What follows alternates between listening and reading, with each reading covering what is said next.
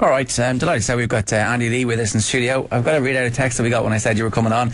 Can you ask Andy Lee if he enjoyed Carlingford for New Year's? Met him up there, great guy. Bit of work to do to get back to £160 though.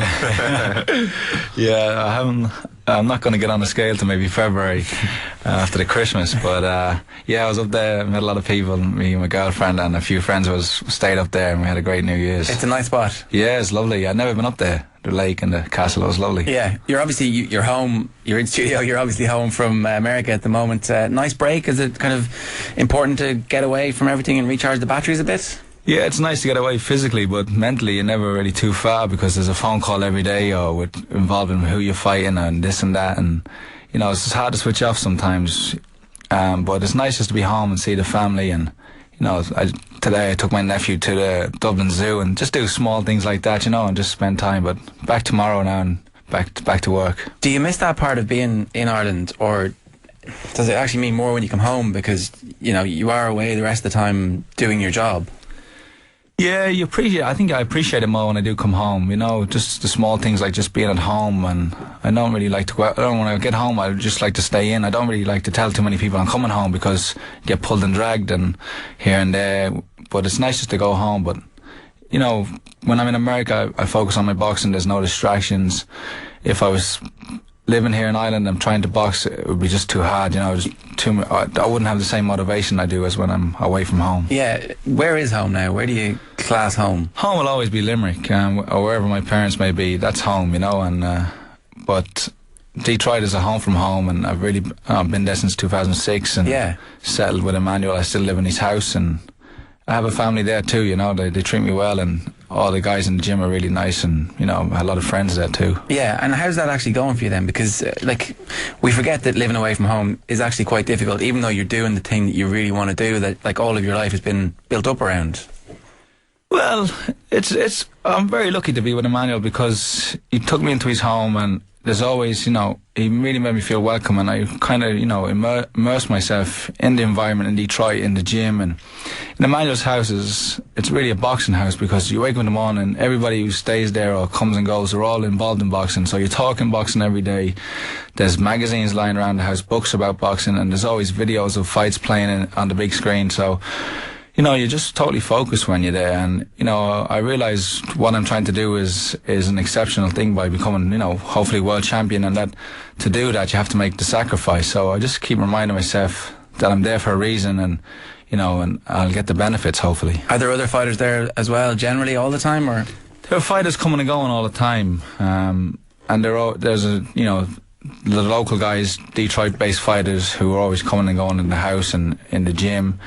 And Emmanuel's nephew lives with us, so there's three of us there, and he's the trainer, he's assistant trainer at Sugar Hill, and me and him have become very good friends over the years. So yeah, it's not a hard slog, it's not a lonely, you know, not depression, staying in a lonely house or an apartment by myself. And there's people around, and we have a really, you know, good homely environment. It's obviously very important though, because it is a very difficult thing that you do. I mean, physically getting your body ready to the £160 can be difficult, and to maintain that over a long period of time. So going somewhere and having that environment is presumably a good fallback for you, a good thing to rely on. Yeah, and Emmanuel, he's more of a psychologist. The psychology of Emmanuel is his biggest part of the physical training. You know, all the time he's talking to you about your opponent, about your fight, and about boxing, and what he expects from you, and his ethos, you know. And like Emmanuel is all about knockouts. If you can win a fight with a knockout, it's 10 times better than winning a fight just by even winning every round. You know, he's all about knocking your opponent out, and that was one of the real big differences when I got there. And those guys, you know, he won the fight. They would say things like, he won the fight, but you know, he went the distance. He didn't get, you know, in the Kronk and in Detroit, their attitude, you know, is knocking the guy out, and it's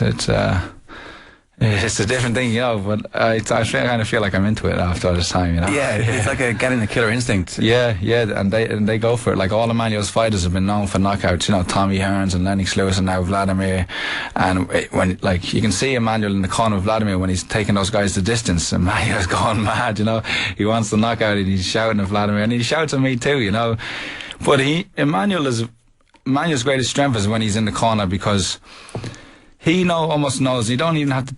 Like, I don't have to say a word. He doesn't really have to tell me too much. He knows if I'm doing something wrong, And he doesn't have to really tell me. He just says, you know what you did wrong, or, you know, and if I'm doing something right, he just almost, but whenever he says to me, if I go back to the corner, he says to me, all right, go for it now, pick it up this round, he's ready to go. Maybe 99% of the time, if he says that, within that round, if not the next round, I have the guy gone. And he knows, if a fight's hard, he can almost feel it. He says, right, you're doing the right thing, take in your time, pacing yourself, you know, just keep working, systematically break him down, and he'll be ready to go, you know. And, you know, when you look back on the work Manny does in the corner, it's really, you know, you see why he is where he is. Yeah, I often wondered about how much that actually gets through to you, because you're sitting there, there's a big crowd around, there's a camera in your face, somebody might be attending to cuts or whatever, you're getting water and they're taking your shield out, and he's actually talking to you. That focus, like that level of focus that you have to be able to take on board what he's saying, what's that like?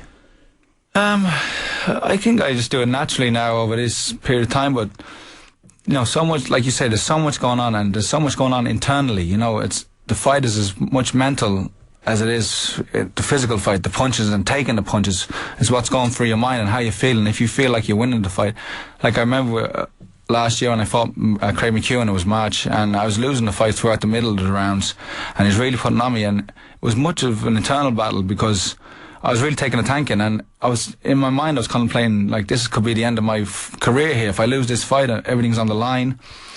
And it was really to turn that fight around. You know, I came back in the last round and knocked him out when I was behind on the scorecards. To turn that, and it only really it happened maybe in the 8th or 9th round, where I just said to myself, you know, if I'm going to lose, I'm going to go down fighting. And where earlier on I was feeling sorry for myself in the fight, you know, not boxing well, and it's as much mental as it is physical, the boxing, you know. It's like they say, it's 80% mental and 20% physical, you know, that old saying, but it really is. That last round was an absolute sensational last round. You knocked him out when you were behind on the scorecards, and it's funny because I think a lot of the commentators have been saying, you know, this is before you'd avenged the Brian Vera defeat as well. So if you'd lost that fight, that would have been 2 unavenged losses on your record. And it really was make or break. That was the fight that you were supposed to fight John Duddy, and he retired before it. So the whole country was paying attention.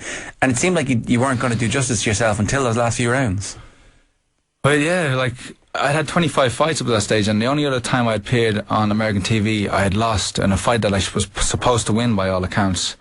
But going into the fight, I had so much trouble, and I had visa problems. I didn't get back into America until February the 5th, and the fight was on in March 22nd. So I didn't really have that much training. I had a lot of other issues that I can't really talk. I had a cut during training, and I couldn't get sparring. A lot of contractual problems. I was going through I was just about to sign with Little Bella, and that was up and down with that, and there was so much going on. Emmanuel wasn't in the corner. Emmanuel was training Miguel Cotto at the time and was away with him. There was so many different things going in, and even when I arrived at the arena and the venue, it seemed like everything was just a stress. And by the time I was getting to the ring, it was almost a relief. Just, I'm finally here to be getting in the ring. But I was, you know, looking back, I was kind of, I think, I'm physically and emotionally drained getting into the ring. But I just said to myself, I knew that getting in there, but I always just said to myself, I'm going to pull it through. I'm going to pull through. When I get in the ring, I'll be fine. And I had to take my hat off to McEwan because he fought a great fight. I don't think he's ever fought as good as that in his career, and he was really determined in that night. And you know, he put it on me. I've won the first round, and I thought, you know, I'm gonna cruise it tonight. This is gonna be good. But he switched it on and came out more determined the second round and really put it on me. And then, like I said, that mental switch in those later rounds where I just said to myself, you know, I'm not going out like this. It's not going to happen. And I don't know where I found the strength. I just pulled it out, you know. But it was amazing. Those final few rounds, like that last round, everybody said was one of the best rounds of the year. And for us then to finally see, here is the full promise of Andy Lee laid bare. This is exactly what he's capable of.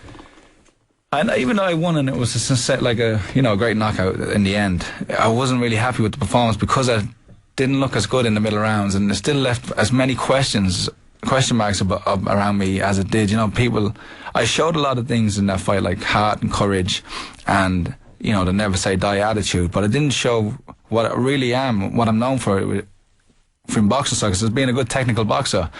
Like the fight with Vera, the other fight that was on TV, my earlier fight with Vera, was a war as well, and now I had another war with Vera, and people comparing me to Arturo Gatti. Yeah. You know, and that's the furthest thing that I am away from. So, later on in the year I fought Vera, and that was, that's where I showed what I was all about. Yeah. Did you learn then a lot then from that fight in terms of making sure that your mind is clear of whatever the difficulties were for the rest of your fight and for the rest of your career? Because if you're going to be fighting for world titles, you can't have visa problems, you can't have contractual issues in the back of your head. Yeah, exactly what you said. I spoke with my brother Roger and my girlfriend Maud, and we had a really good, we talked about it. And even with Emmanuel, as soon as I started training camp for the Vera fight in October, like it was in August, the fight was due to be in October, and we had a meeting, and I brought in a guy named Dennis Turner, who's a very good boxing guy, and I said, Dennis, I want you to be a team manager, and you're going to sort out all these issues that I had to deal with in the build up to this last fight that was on me, and there was, things that, I was the go-to guy for anybody in the team had a problem, we need a rental car, or we need this, I need to put up a credit card for this or that. It was all coming to me, and I said, Dennis, you're going to handle all that. I went into strength and conditioning, I brought in a strength and conditioning trainer. We had, everybody knew their role, and everybody was very professional. And going into the Vera fight, I had, it was total opposite of the McEwan fight in terms of preparation. So I'm learning as I go, you're always learning. But it's amazing though that you're almost your entire career hinged on a couple of rounds where you decided to pull it out, and you might not have had the opportunity to put those lessons into. Like, you're in the ring and it's only 3 minutes around, and it goes by so fast, and you put in months of years of preparation, and months, and it's all depends on what happens in those few rounds. And like McEwan, if he'd have just stayed on, he got on his bike, or stayed out of the way, or tied me up, he would have won that fight, and I wouldn't even be here now in the studio with you. You know what I mean? And that's it is. One round, one difference, one punch, and everything can change, and your whole career and path where you end up changes. That's why this year is such a big year for you, because if you get a world title fight and you do yourself justice, regardless almost of the results, you then become a fighter. Like Matthew Macklin lost his world title fight in very controversial circumstances, but there's no doubt now that he is able to fight at that level, and will get those fights regardless of even what happens maybe on St. Patrick's Day. So you just need to get one of those fights, and then the rest of them will follow. It feels like, anyway, from the outside.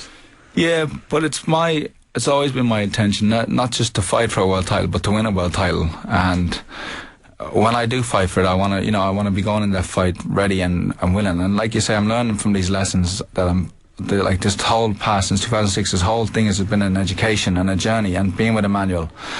And that my time is coming now. This should be the year. I've spoken with DeBella and only last night, and with everybody, and they showed me this will be the year that I fight for the title. I remember talking sometimes to you, and you've been kind of introspective and frustrated about the speed at which your career was developing. In retrospect, maybe it was the right thing for it to have been at this pace? Yeah, you always want to be there, Yeah. You always want to be there, like, you're never satisfied. But now, now looking back, even the Vera loss, it set me back a lot. The first loss to Vera set me back a lot, and now I'm only really, before the Vera fight, now I'm only really coming back to that place. I've come full circle, and I'm back at the level and where I was before then, but I'm so much better prepared now because of that loss and the education I've had since then. I've travelled around and fought in off the wall places like in Oklahoma and Indiana, and I fought in Germany, and I fought in Memphis, and all these small shows and big shows, and mixed up, undercards of world title fights with Vladimir and Bernard Dunn, and it's all been a good education for me. And now I feel, I'm physically at the right age and the right time, and mentally as well. I remember when you announced that you were going to take the Vera fight, some people in boxing were kind of saying there's almost nothing for you to gain from that. And I remember putting that to you at the time, and you're like, look, I'm going to fight him because he beat me, and I want to erase that from my record. And there was just this determination that was going to happen. You had to do it in some respects, and now it makes sense, obviously, because you dominated him the second time. Yeah, like, I didn't have to fight him by no means to further my career, but I had to fight him personally because it was haunting. It was haunting me. Like as time went by, I learned to deal with it and get over it and manage. But like, I'd be doing mundane things like making a cup of tea, or even in the gym shadowboxing, and I'd still think, why didn't I do things differently that night? Like, the whole thing just played out, and as I look back, I could just see all the mistakes that I made, in the build-up to the fight. In the build-up, as opposed to actually in the ring. Yeah, in the ring as well. It just continued, like, it was just a lax attitude going into thinking that I had nothing to do, and, this was my night, and everyone was there to see me, and I was going to look so good, and it was just, now, like, my career, and like even as an amateur, things happened that were bad, and I always annoyed me. But when I look back, it was always for the best, and I think that's happened. I think there's a road, and I'm on it, and what'll happen will be for the best. Is it frustrating that you're not getting a world title fight next time out? Yeah, it was between me and Matthew Macklin, and I certainly wanted the fight, and it was up in the air. I was pretty annoyed by it, that I didn't get the fight. But we don't really understand how that works outside of boxing. In that, if it's between two guys, does it come down to how much the purse bids are? Is it about money, or sometimes it is, and sometimes the promoter will make the decision of who he thinks will make it for the best fight, or who he thinks he wants to put forward now and save it for later. Or sometimes the TV executives make the decision. And I think it was a lot of those things came into Macklin getting the fight ahead of me. Can you influence that? Like, can you actually sit in the room and say, don't give it to him, give it to me, it's my time, I want it? All I can do is petition to the promoter and like Ludabella and say, I want the fight, I'm ready, which I did. But ultimately I don't get to be privy to those meetings or know what's said behind closed doors. And that's really a frustrating thing about boxing, because a lot of times you don't get what you deserve. But I am pretty annoyed to be fighting on the undercard, really. But I believe in my talent, and I've talked to Ludabella. He's assured me this will be the year, and I believe that my time will come. I believe in my talent and what I've been doing, and another fight, will if I'm ready now, after another good fight and a good performance, I'll be even more ready. So, my time will come. I'll sit back. If I'm in this position next year, then I might be throwing my hat at it, but no harm. It'll come. No harm, I suppose, getting a big Irish crowd on St. Patrick's Day at Madison Square Garden and having that experience in case it happens next year, where you are the one who's top of the bill. Yeah, that's another thing to come in. It's another fight for me, and it's more of a learning experience as well. And like I say, I don't just want to be thrown in there to fight for a title. When I go in there, I want to be ready, and I want to reign as champion. So, tell me, which of the belts, who in particular, is Sergio Martinez the guy who's most in your sights, and that belt, whoever comes out of that fight with the belt? Well, the situation with the WBC now is really, it's a crazy situation. I'm not sure if you know, but Martinez was WBC champion last year, and he vacated his belt to be.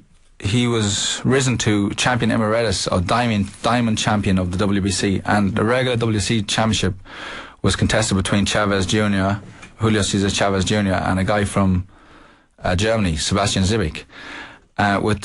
Martinez was promised that he would fight the winner, but Chavez is a Mexican. WBC is based in Mexico, and he has a lot of sway. When Chavez won the title, they just totally reneged on their promise to fight Martinez, and since then he's been really petitioning for a fight, and everyone's been very critical of the WBC, but the fight is still not forthcoming for Martinez. There was a chance earlier this year that I could have fought Chavez. My name was put forward by HBO and by Ludabella, and I was considered, and for 3 or 4 days it looked like the fight was made and was going to take place. But I think at the end of the day, Top Rank turned me down. They saw me as too much of a risk to Chavez. So it's this situation where you're too good for the fighters who have the belts to want to fight you, and at the moment you don't have a belt, so you can't just pick your own opponents. That's what my brother said. He said, you look too good against Vera, that they don't want to fight you now. You should have let him hit you a few more times. But I just think it is. It's about, like, when you're at this level in boxing, not just I'm not going to blow my own horn, but like everybody at this level who's close to knocking on the door. Like, I don't want to fight guys younger than me or coming up, because why should I give them an opportunity? I've worked hard to be here. Yeah. And on any night, anyone could win, because we're at that level now where it's only small differences to make winning and losing. But the guys above me don't want to give me a fight because they have a lot to lose. So it's all about, I think ultimately it comes down to HBO, the TV in America. They'll make the final call. So, like, my plan is to go out on March 17th and put on a really good show, and turn the place out and make them demand that they want the title fight for Andy Lee. So we'll see what happens. You don't know yet who you're going to be fighting? Every day is somebody new. I'm just, I guess I'm talking to Emmanuel, and I'm talking to my manager Perry and Ludabella. Every day is somebody new. Darren Barker's been offered the fight. Matt Murray's been offered the fight, and every day somebody new. Sergio Moro was mentioned. There's looking like it could be Kid Chocolate now who I fight. And like I said, that's another one of those situations where I'm fighting a really dangerous fighter, you know, who has a lot to gain from fighting me. So, you know, I could be forced by HBO or by whoever to fight him, and you know that's a fight I can win.